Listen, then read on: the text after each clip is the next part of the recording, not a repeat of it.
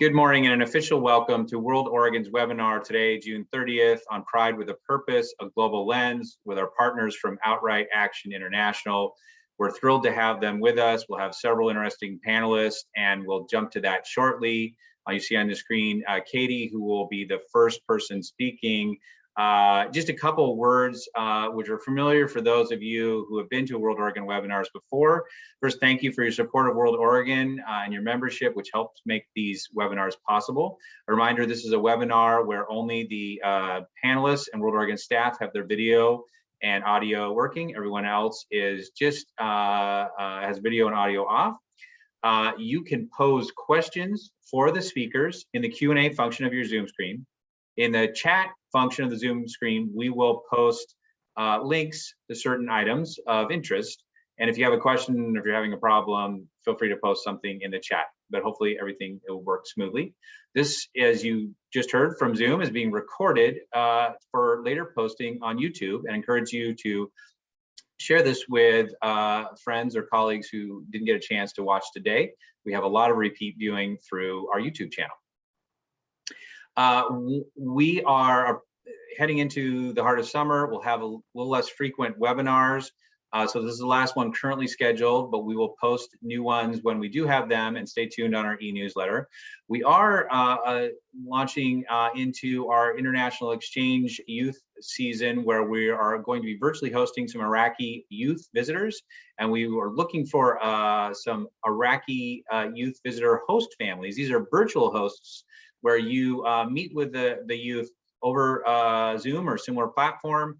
It's a great way to be ambassador for our region and to help some Iraqi young leaders learn about the United States. So we will post a link on how you can apply. Do so today. We're going to be hopefully closing the application process today. It's not arduous, and it really just takes a strong interest. Encourage, especially folks who have kids in the household, so that they have a chance to interact with the Iraqi youth. Now, without further ado, today's program. As I mentioned, we have three speakers from OutRight Action International. First was Katie Hultquist, the Director of Leadership Giving for OutRight Action International. Then Micheal Ighodaro, who's an LGBTIQ HIV activist from Nigeria, now living in the US, who's one of the founders of Global Black Pride. And as we just learned today, had a premiere last night on HBO, The Legend of the Underground, talking about LGBTIQ issues and discrimination in Nigeria. So we'll post that link in the chat, but that's very exciting. A movie star in our midst. And then we're having some technical issues, but hopefully if it works out, we'll have Shamim Salim, a queer disabled Muslim activist from Kenya, who's one of OutRight's UN religion followers, joining at the end, if everything works technically. So without further ado, I'm going to go off screen and pass the baton to Katie. Thanks so much. Thank you, Derek and Tim. Hello, everyone, and happy Pride. As Derek mentioned, my name is Katie Hultquist, and my pronouns are she, her. I'm the Director of Leadership Giving for OutRight Action International, and I'm based in Seattle. We were very happy to partner with World Oregon and the World Affairs Councils of America on a Pride event last year, and we're happy to be back this year. My colleagues and I are honored to be here with you today to share more about the state of our movement for LGBTIQ rights around the world, and why Pride must be intersectional 365 days a year. I'm going to start with a brief overview about OutRight, and then I'll hand it over to Micheal and Shamim. But I always like to start by providing some context, because it speaks to why we do what we do. At OutRight, we believe that LGBTIQ people are often a canary in a coal mine.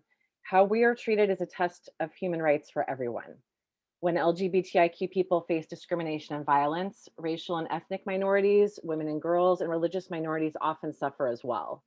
And when we secure human rights for LGBTIQ people, we reinforce the principle that all people have basic dignity and deserve full freedom.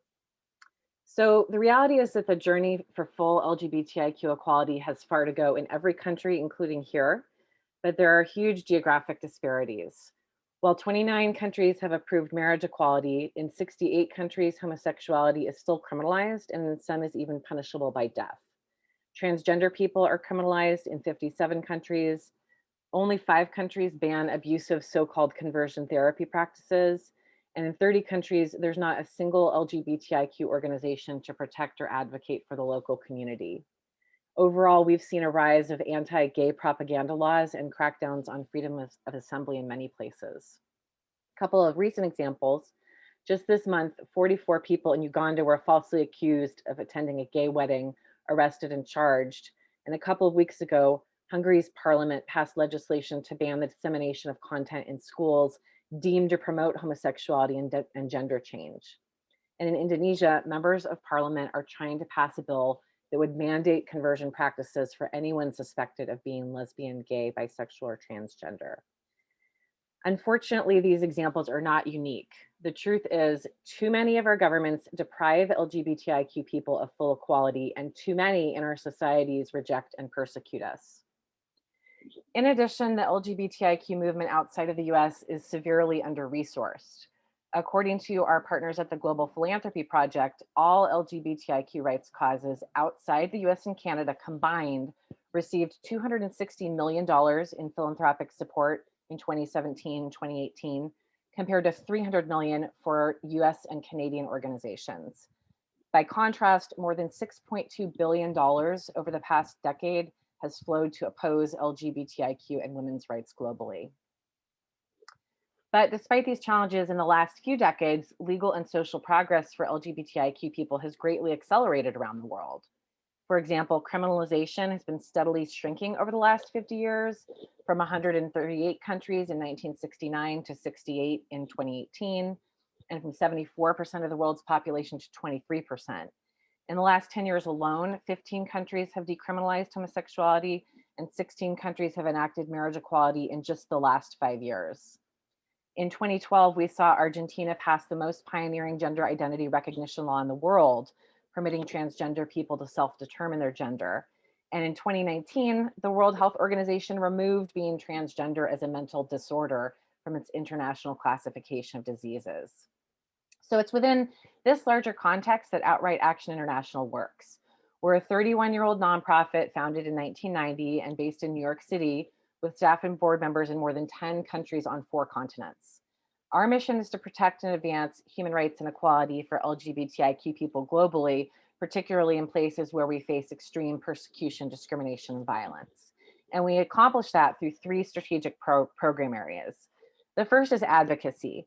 OutRight is the only US-based LGBTIQ organization with consultative status and a permanent presence at United Nations headquarters. There, we advocate for human rights and equality, serve as a secretariat of the UN LGBTI core group, which is a coalition of 35 member states, and act as a watchdog on all 193 world governments. Our second strategy is resourcing the movement. We invest heavily in partnerships with grassroots LGBTIQ communities and allies around the world, because the presence and strength of LGBTIQ organizations and activists is the single greatest factor that produces change. We provide technical assistance, training, and funding to hundreds of activists every year. And our third strategy is research. Our research program provides an evidence base of global threats and opportunities confronting our communities, and we've published hundreds of reports and briefing papers on urgent and relevant topics, including so-called conversion therapy, legal registration for LGBTIQ civil society organizations, and the impact of COVID-19 on our community. We work where we believe we can make the biggest difference. So in addition to the work at the UN, we push for change in 4 regions in the global South: Asia and the Pacific Islands, Latin America and the Caribbean, the Middle East and North Africa, and Sub-Saharan Africa. And our model is entirely one of partnership with diplomats and governments, partnership with businesses, and most importantly, partnership with civil society organizations and human rights defenders on the ground. We do not parachute solutions from the outside. We listen to and lift up our grassroots partners because they know what their communities need. I also want to emphasize, as I said at the beginning, that pride must be intersectional. Intersectionality matters. OutRight is a feminist organization, and we believe an approach to queer justice must challenge white supremacy and center trans and gender diverse people. The majority of activists in our programs identify as BIPOC. BIPOC and trans leaders are featured prominently and regularly in our Out Talks webinar series, our OutRight TV podcast and video series, and our Out Summit Human Rights Conference. and we are a proud sponsor of Global Black Pride, which Mike will be sharing more about in a few minutes. We also find that many of the LGBTIQ human rights defenders we work with do not only see themselves as queer activists. They are also women's rights activists, environmental activists, disability rights activists, anti-poverty activists, and activists for racial justice. I want to spend a couple of minutes talking about COVID, because it's really hard to talk about the state of the world for LGBTIQ people or any of us without talking about the pandemic. Of course, LGBTIQ people have always been especially at risk in times of crisis, but the pandemic revealed these inequalities in extremely stark terms. Our April 2020 report documented the impact of COVID-19 on LGBTIQ people and organizations around the world, and it showed significant loss of income and food, even in the first month of the pandemic. Significant loss of income and food, lack of access to HIV medication and healthcare, increased domestic and family violence, and scapegoating for the crisis and other human rights abuses. In addition to that, many grassroots LGBTIQ organizations were and remain on the brink of survival, which is threatening to set our movement back by years. Our own research and a recent report from the Global Philanthropy Project have also shown that while LGBTIQ people are disproportionately impacted by humanitarian crises, they are rarely reached and sometimes explicitly excluded by traditional relief efforts. So at the same time as our research, we also launched a first of its kind emergency fund to assist local LGBTIQ organizations on the front lines of the pandemic. So far, we've raised a little more than $4.5 million from 400 companies, foundations, institutions, and individuals all over the world. And since April of last year, we've received nearly 3,000 requests from organizations in need in 131 countries that total an astounding $38 million in need. The applications confirmed the data from our research. For example, the most common request was for assistance providing food. The vast majority of requests were for food assistance, followed by shelter, healthcare, and mental health support. We also saw that the populations served are quite diverse, but there is a more pronounced need in trans and gender diverse communities. And while we received applications in 7 languages from every region of the world, the majority have been from Africa. So far, we've distributed about $1.6 million to 177 organizations in 80 countries, impacting at least 95,000 LGBTIQ people, and our grant making continues. So I'll just wrap up by saying that moving forward, OutRight has a very bold vision over the next few years. We want to protect and uplift the most vulnerable LGBTIQ people by radically accelerating legal and social progress around the world. While this will not be easy, what brings us hope today is that even in the toughest places, we have more opportunities than ever to advance LGBTIQ rights, and our movement is strong, determined, and resilient. So speaking of strong, determined, and resilient, I'm going to stop there to turn it over to my colleague, OutRight's board member, and my friend Micheal Ighodaro to share more about his work. Micheal? Hi, thanks, Katie. It's a pleasure to be here and to be here with you and to talk about OutRight and the work that we do as an organization. My name is Micheal Ighodaro. My pronouns are he, him. I'm Nigerian originally. I moved to the States in 2012 after my sexuality was exposed, and I became an asylee, a refugee right now in the US. I am a proud board member of OutRight, and until recently, I was actually the co-chair of the board. OutRight is an organization that's very close to my heart because the work that they do across the world, especially in Africa, it's very meaningful and very important and very life-saving. So I've done a lot of things. I think I'm not sure exactly which one to point to, but I would say one thing that is mostly important to me right now is the global Black Pride.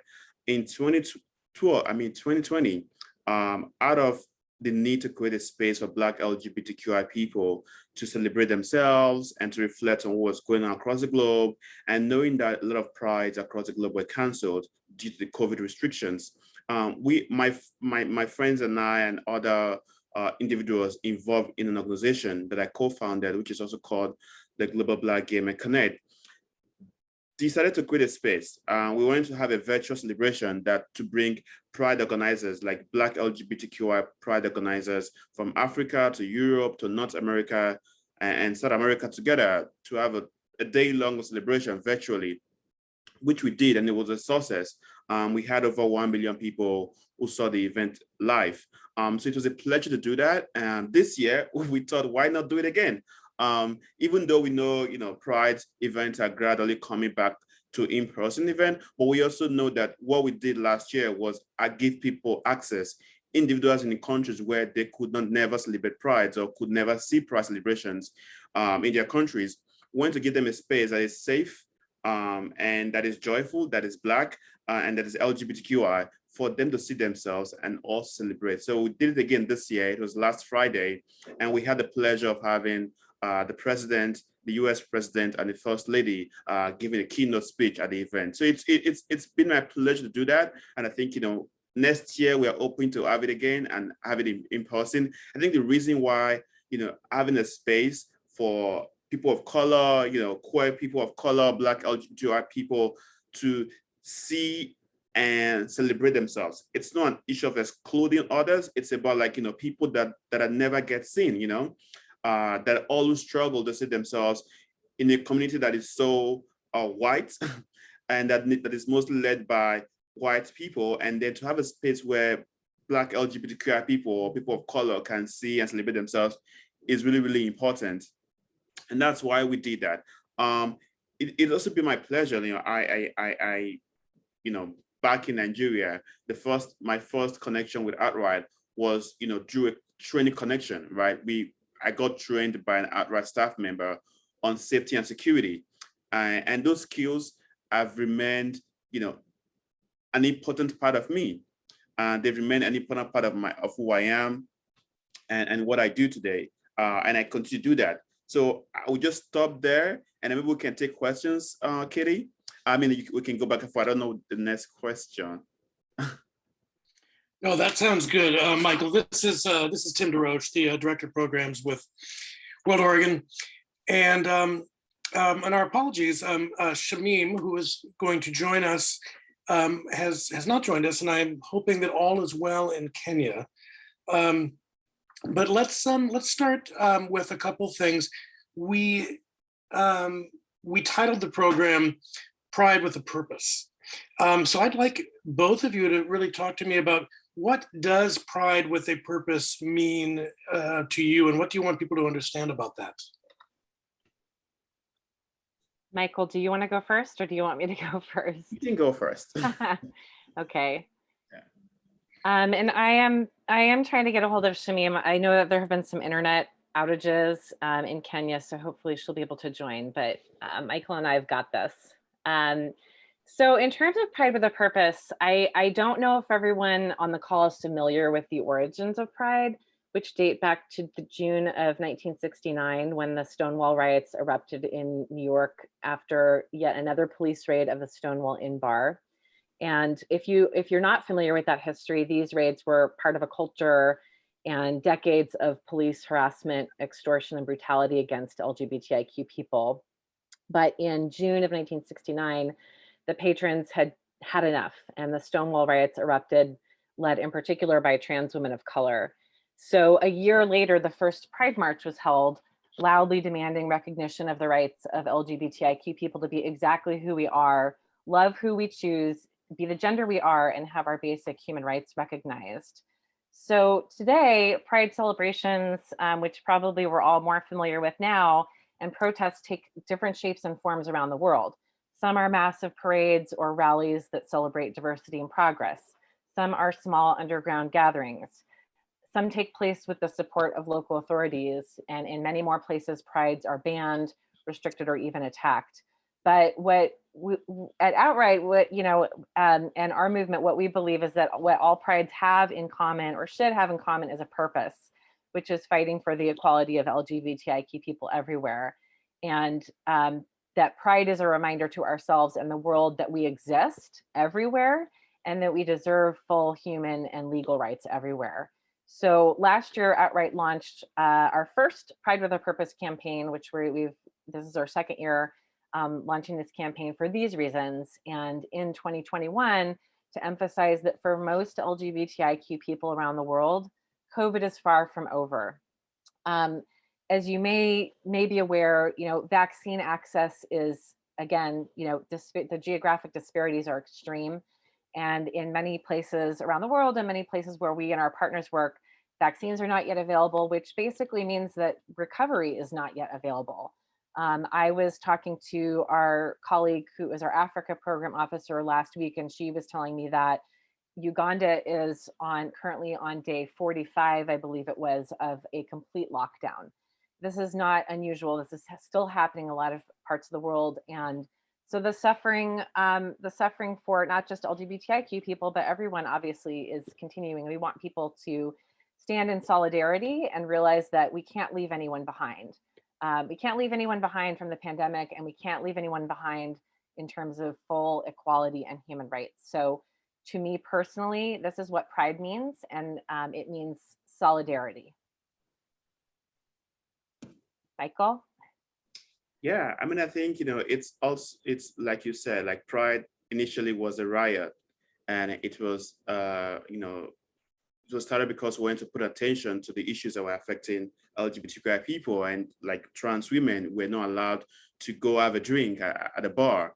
And, people were being murdered just being who they are. And I think that's why like Pride is more than a celebration. Like, of course, we want to celebrate who we are, but also like we know across the globe, there are places where people are still being murdered for just being part of the LGBTQI community, or places whereby even here in the US, where people are refused jobs for being who they are. And in some instances, people are kicked out of their family homes for just being LGBTQI. So I think Pride for a purpose is like, that's the purpose of it, right? That's why we want to make sure it's not just about celebration, it's reflecting and it's putting attention on the issues that matters to us today. So I think, even in the corporate world, it's more than just branding your corporate or your companies with a rainbow flag.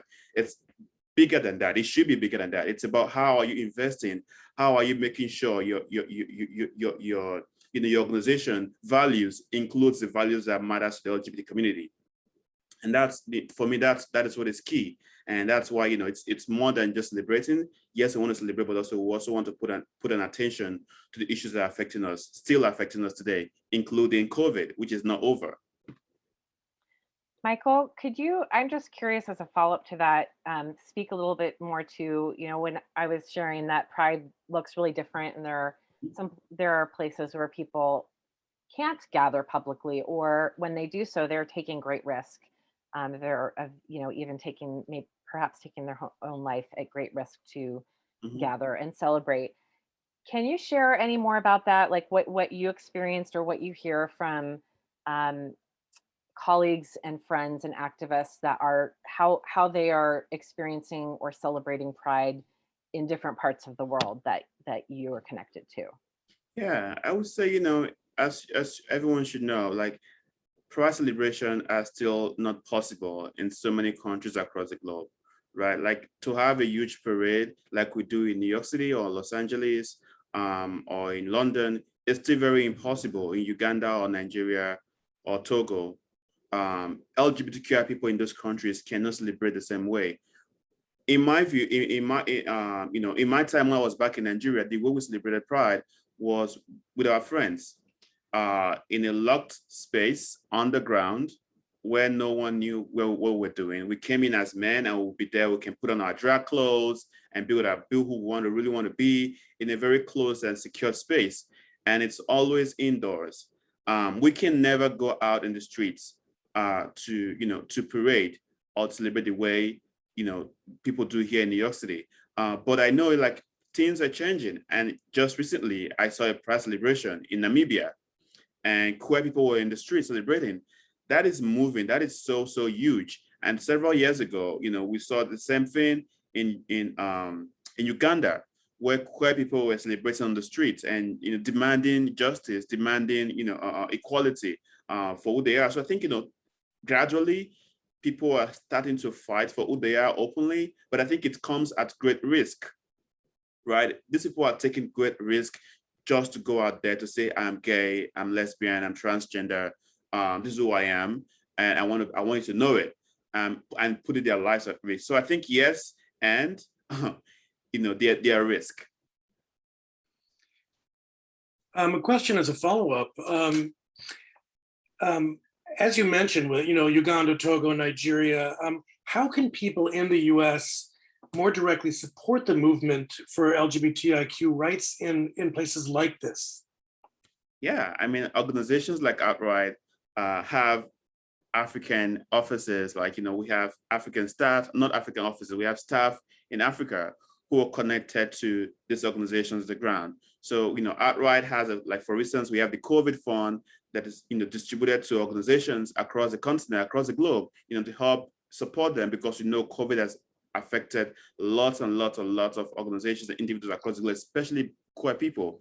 So I believe like organizations like OutRight, and that is directly linked to organizations on the ground will be a good fit for way to find out who those organizations are, because sometimes some of these organizations do not even have a website, right? They're not able to publicly state what they do openly, but we have the connections to them, right? We have the direct links to them. So I would say, like, if you want to find the support, individuals in those countries or organizations in these countries, OutRight, is a good start.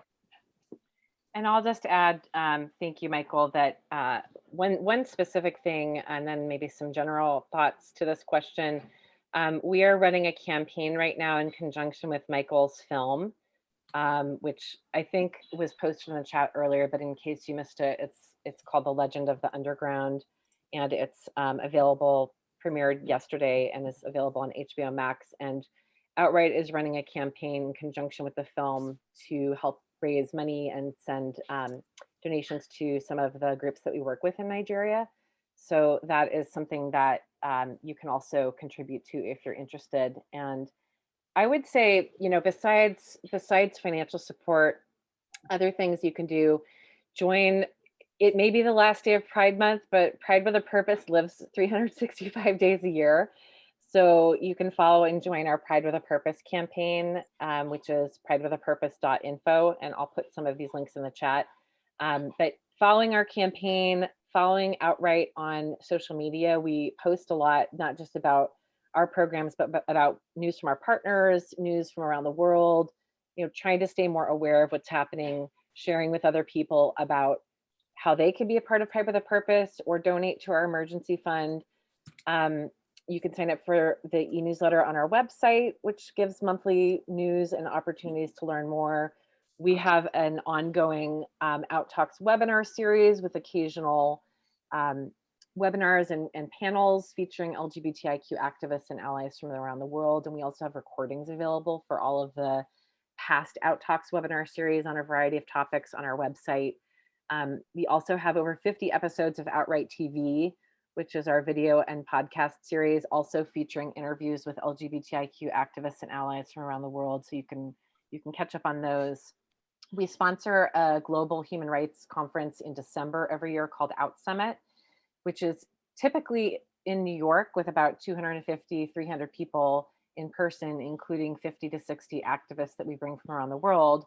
Like everyone, we went virtual last year, and it was incredible because we ended up having more than 1,600 people from over 100 countries connect through our virtual Out Summit, including many LGBTIQ people who it was literally a lifeline for them to be connected to so many queer and trans people and allies from all over the world. Was literally a lifeline for them. But it's a great learning and connection opportunity for everyone.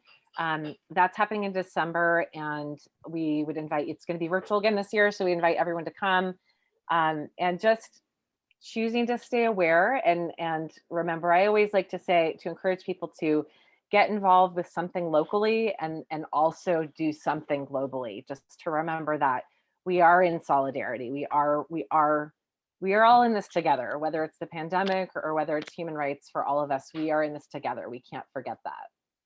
So, Katie, that's a great segue to what I was about to ask, which is we've seen the whole idea and the approach to activism really being redialed over the last 4 or 5 years.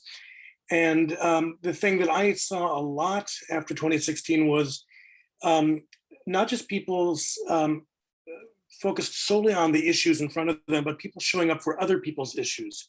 And you mentioned this a little bit, the sort of intersectionality that is going on. There is certainly, I think, a sense of culture war that is challenging everybody. So how are organizations like OutRight and Global Black Pride building alliances across the spectrum of BIPOC and human rights groups like Human Rights Watch, for instance? I will talk a little bit about OutRight's perspective, which is that we can't move forward without these kinds of cross-issue partnerships. We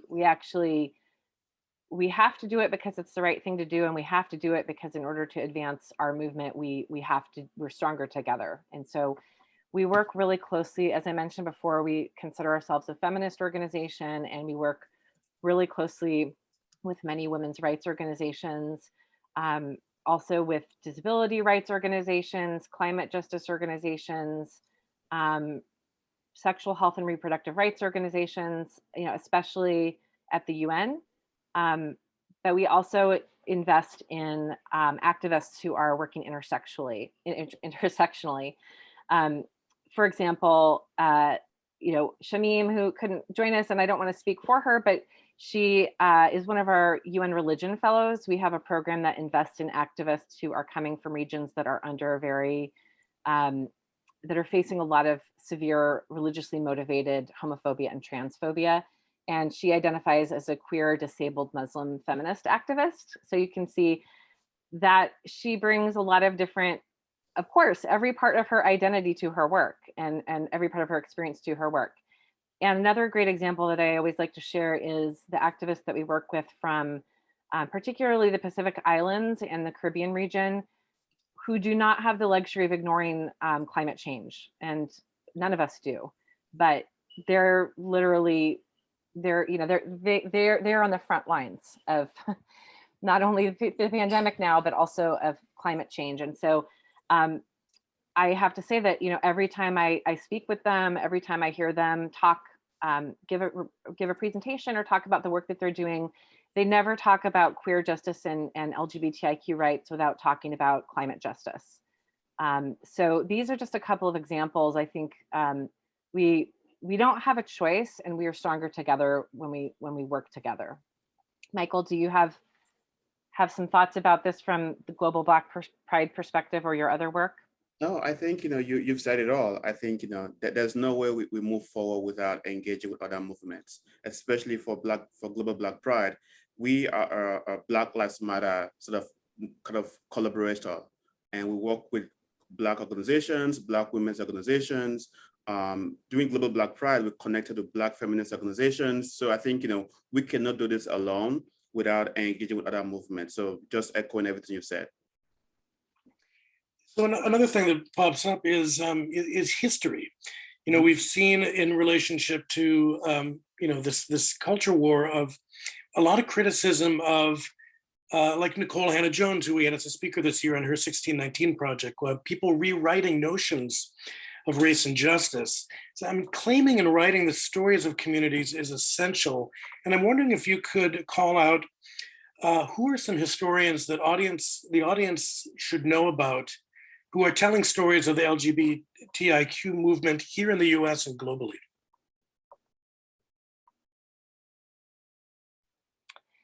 Well, I am not a historian or academic, and I also have 3 small children, so I don't have very much time.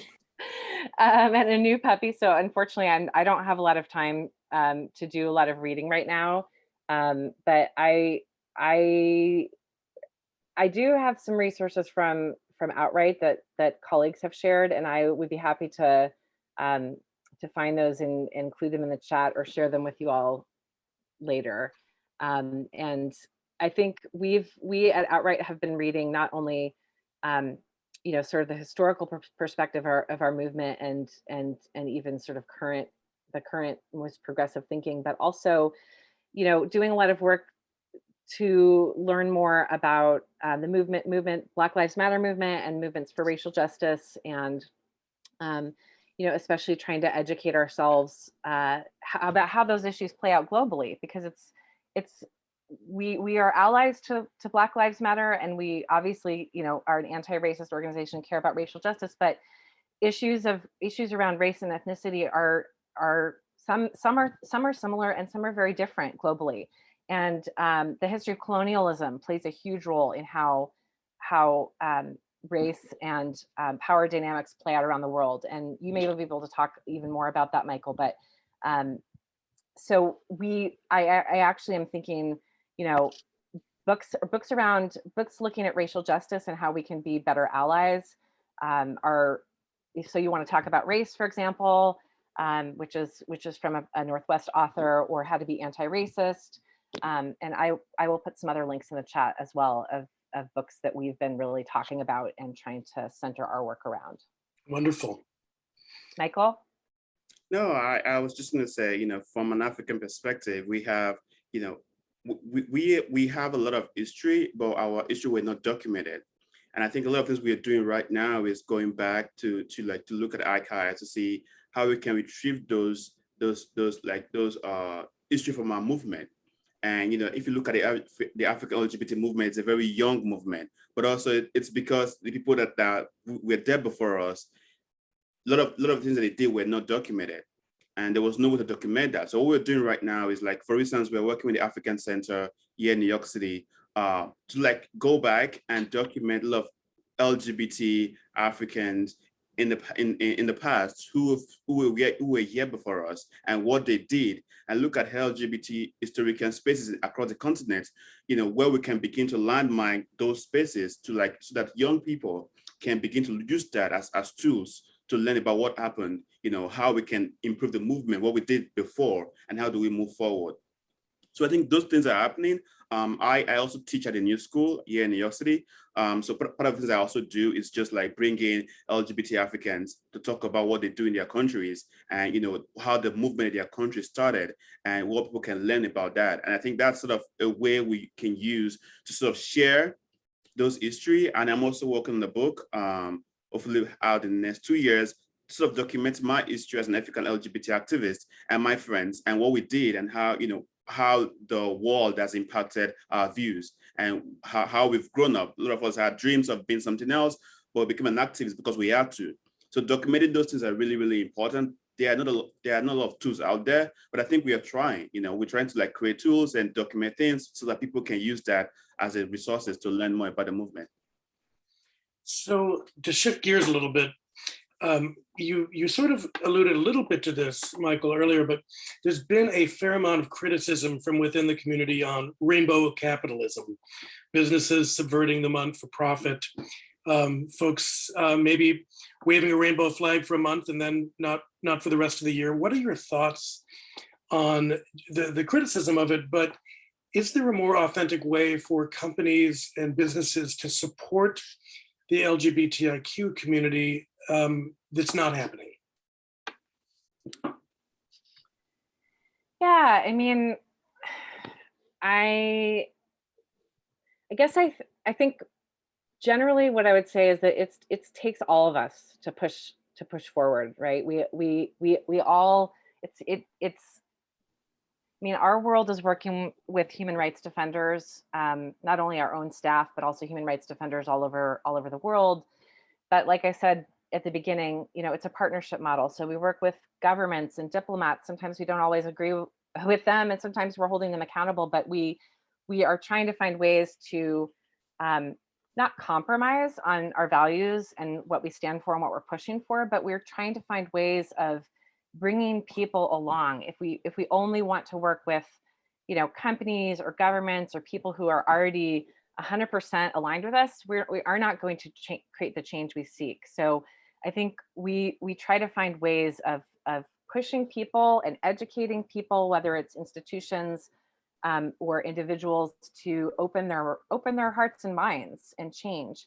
And so, you know, as far as Pride and thinking about the corporate sector goes, you know, I agree that Pride and companies supporting Pride should be something that happens not just during Pride Month, but every month out of the year. I think that, you know, they should be putting profits and support back into the community in some way.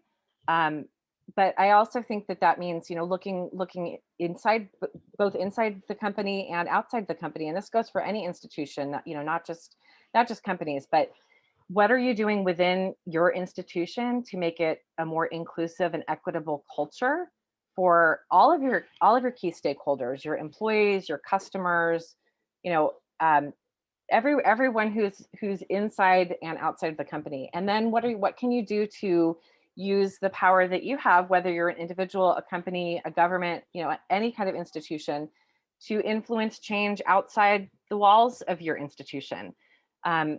So I would never personally, I would never sort of throw a stake in the ground and say, we shouldn't work with the corporate sector, or, we shouldn't work with governments in general because, we don't agree with everything that they do. I think we need to hold them accountable. I think we need to push them to keep changing, but I also think that we need them.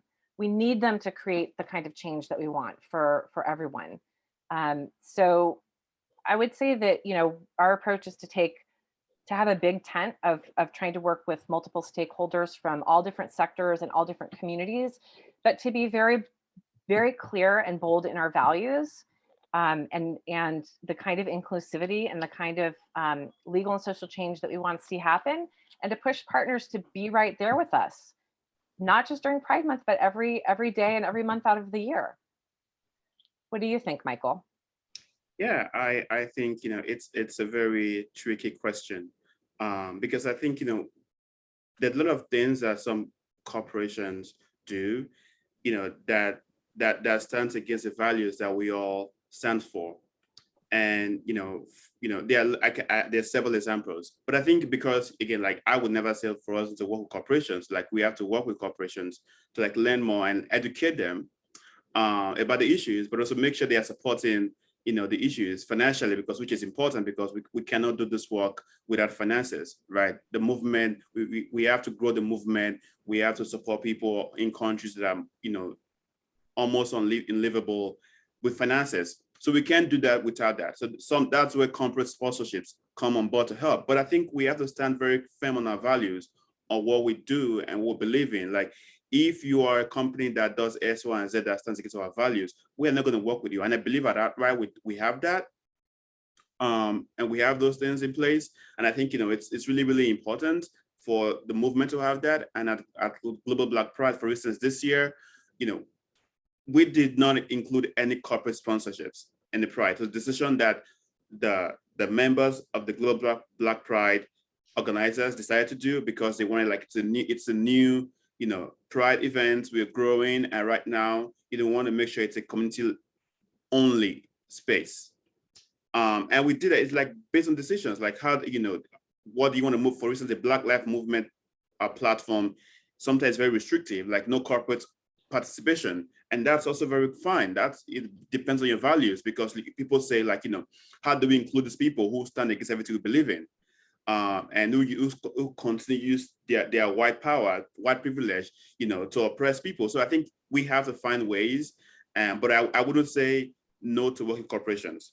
But I think we all need each other, and we have to find ways to meet each other halfway. Yeah, I was just going to add to that, as you alluded to, Michael, and better than anyone, because you're on our board, that we have values and ethics about what companies we will work with and what companies we won't work with, and we have turned corporate support down in a few cases, and there are some industries and sectors that we don't want to engage with because we want to stay very true to our values. So I think you're right. It can be tricky, but I think we absolutely want everyone to be a part of this movement, and we need the corporate sector and, again, everyone to do their part, and we want to educate and push and hold the private sector accountable. And we will keep working with them, but we also expect them to show up, to invest, and to do no harm. And when they do, we will call them out for it. We will hold them accountable. In some cases, we will refuse to work with them. And this brings up the sort of Venn diagram that I think a lot of organizations, as well as businesses, are dealing with, which is the question of diversity, equity, and inclusion. So when we approach that, and just for the record, World Oregon has just gone through an extremely rigorous, and I would say, granted, I might be a little biased because I work for the organization, but I think a very, very authentic process to really think about the nuance and the granularity of what DEI actually means and how that plays out. And I'm curious in your work if you have seen opportunity to approach or consult with people who are grappling with the question of developing DEI policies or strategies to have a much broader lens that really is looking at gender, looking at all the different aspects of culture, color, race, ethnicity, what inclusion really means. Yeah, we certainly have. I mean, we're like everyone who, not like everyone, like I think like most institutions, and individuals who want to be growing and learning and improving and progressing and inclusive, we also are going through our own processes to make sure that we are living up to the values that we want to have as an organization. And everyone can do better, including OutRight. So we are, and Michael and I are both part of that work from the staff and board perspective. But I think that we also see it from our partner organizations and from, as we said, multiple stakeholders from the corporate sector that we work with. We, a couple of years ago, were asked to join a coalition of multinational corporations. It's called the Partnership for Global LGBTI Equality that was launched at the World Economic Forum a couple of years ago. And OutRight is one of their founding NGO advisors. They're companies that are committed to not just internal diversity, equity, inclusion, but also looking at how they can use their corporate muscle and privilege and power to try to advance LGBTIQ equality through advocacy. And we're looking at some different projects with those companies about how we can do that, not just within the walls of how can they make the company a safe place for their employees around the world, but also how can they actually try to impact and make change in various places where they operate and have stakeholders around the world. But similar with I mentioned that OutRight is one of the founders and the secretariat of the UN LGBTI core group, which is, we just had 2 more member states join this week. So we're now up to 35 member states who are publicly willing to say we are committed to LGBTI equality, and we are going to work within the UN system to try to protect and advance human rights, educate other member states, work with the Office of the High Commissioner for Human Rights to, again, protect and advance LGBTIQ human rights and equality. And that's a sign of, I think, how those missions and those governments are trying to do a better job. And a lot of our work at the UN, beyond that, looks at, for example, how can different UN agencies include LGBTIQ people in their work and their mandates? How can the Sustainable Development Goals, which some of your audience may be aware of, actually leave no one behind, including LGBTIQ people? We have seen more, I think, since the SDGs were formed, more and more interest from UN agencies and others who are working on the SDGs to be thinking about all of the different, marginalized and vulnerable populations that may be getting left behind, including LGBTIQ people. So we've definitely seen an uptick in partners who want to work with us and who want to understand what's happening to our community and how they can include our community globally. So how has the new US administration, I mean, you certainly mentioned the UN, but how has the new US administration made a difference for the work that OutRight does in LGBTIQ human rights in general? And will Biden, in your opinion, be a leveraging force with world leaders in advancing global policy around gender rights? Well, that's a great and well-timed question. um, a couple things I would just point out. I don't know what Biden will do in terms of leverage, but I can say that we are very hopeful. Um, a couple of signs that are very promising in terms of the global perspective. One is that, as you may have heard, it sounds like a small thing, but U.S. embassies around the world have been allowed, or perhaps even ordered, I'm not sure, you may be more familiar, Michael, to fly rainbow flags during Pride Month.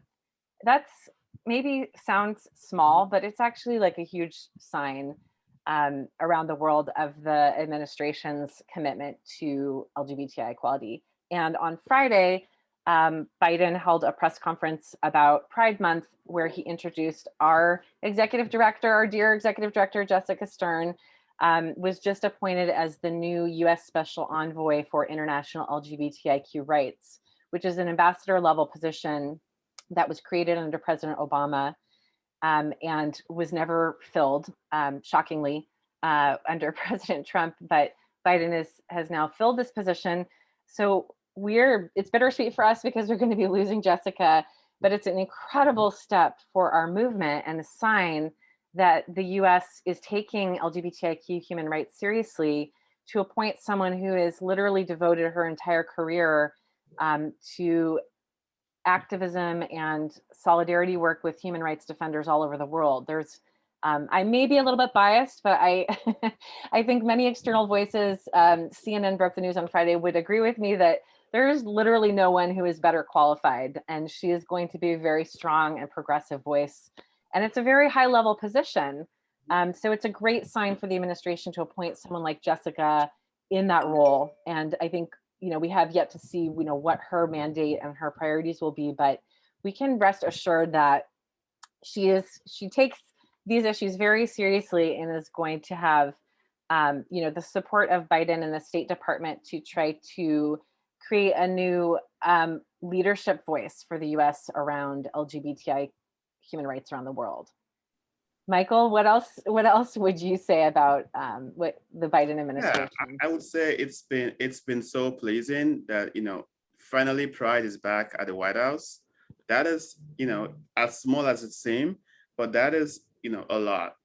It means a lot to a lot of us, and it means a lot to countries where now the U.S. embassies cannot fly the Pride flag this month, and for people to see that.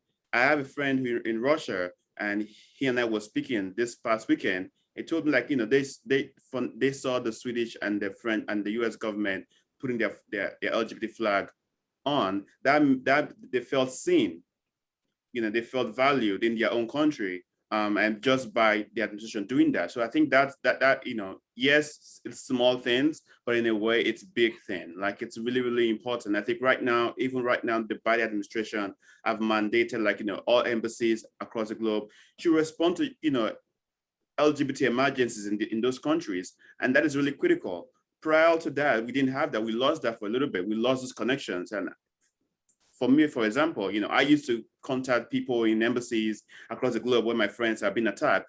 I couldn't do that during the past administration, but now that is back. We can now confidently pick up the phone and call someone at the embassy, knowing fully well that they're going to respond. And that is a big deal. So that is a big deal. And I also just wanted to share a quick message from Shamim, who fell ill.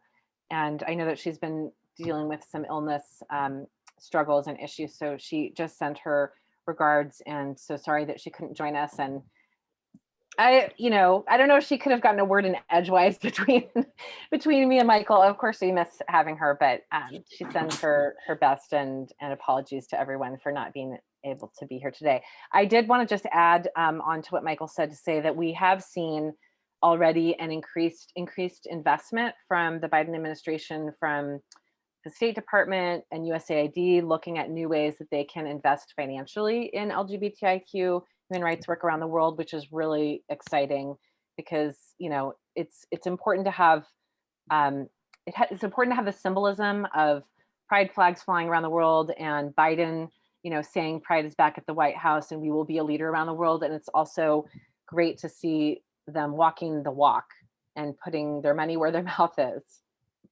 So I know that Michael's got to jump off at the top of the hour. On behalf of World Oregon, I do want to please extend our best wishes to Shamim. Very, very sorry that they're going through hard times. One last question, which is, what do you want people listening to this program to understand or to care about or to do after this program?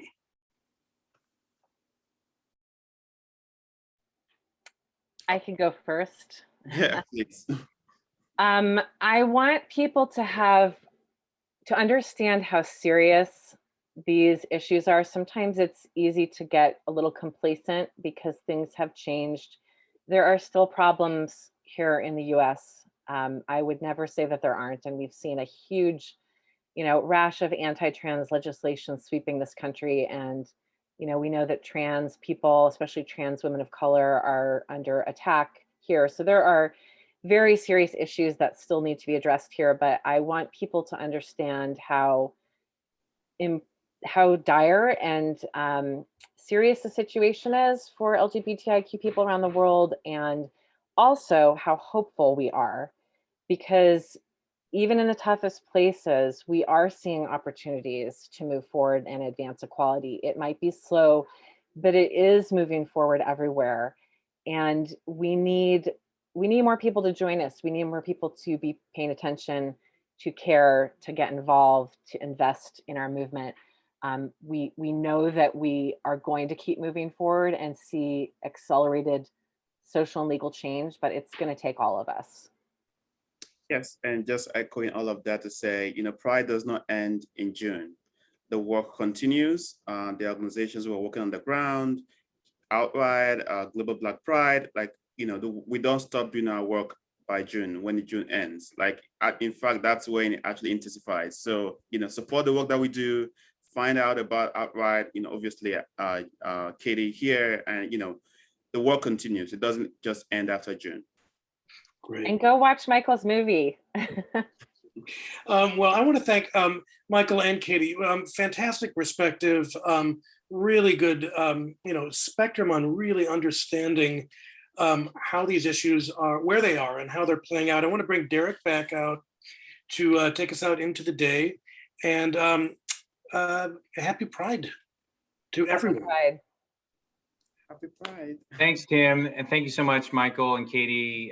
Really an amazing discussion, and really it's wonderful to partner you for a second year on this, and look forward to partnering more in the future.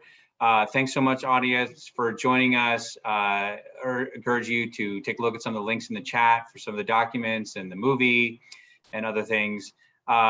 Look forward to seeing you, audience, at future webinars. As I mentioned, we won't have quite as many in the summer, so stay tuned for our e-newsletter, and we'll post them when they come up. Thanks again. This will be posted on YouTube next week. Wishing you all a safe and happy summer. Happy Pride Month. Happy Pride. Happy Pride. Bye.